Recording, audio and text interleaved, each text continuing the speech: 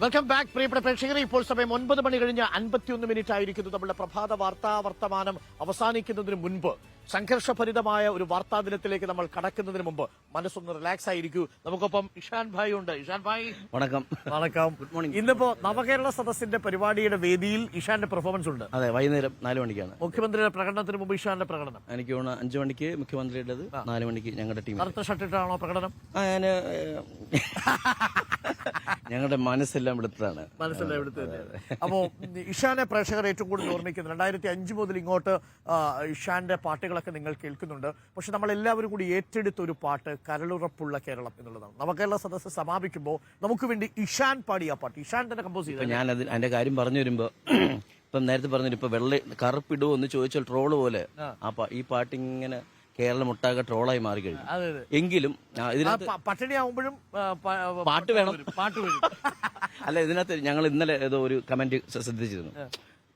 മൊബൈലും കൊണ്ട് ഇത് കമന്റ് ഇട്ട ആൾക്കാർക്ക് ഇത് ട്രോളും, ഇറങ്ങി പണി ചെയ്യുന്നവന് ഇത് കരളുറപ്പുള്ള കേരളവും എന്നുള്ളതാണ്. അസത്യമല്ല. 2018 എന്നൊരു സിനിമയൊക്കെ വരുന്ന സമയത്തൊക്കെ ഇത് ആൾക്കാർ അതെ അതെ അതെ ഉറപ്പായിട്ടും.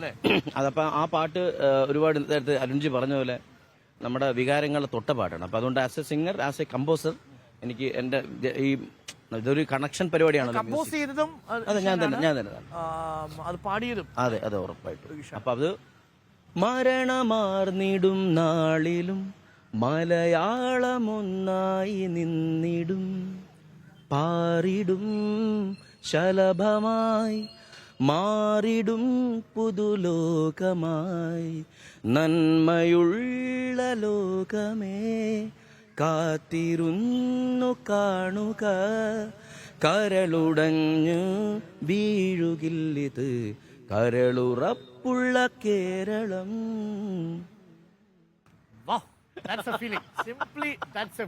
അതാണ് ആ ഫീലിംഗ് അല്ലേ? ഞാൻ ആദ്യമായിട്ടാണ് ഒരു ആങ്കർ പിടിച്ചിട്ട് പാടുന്നത്.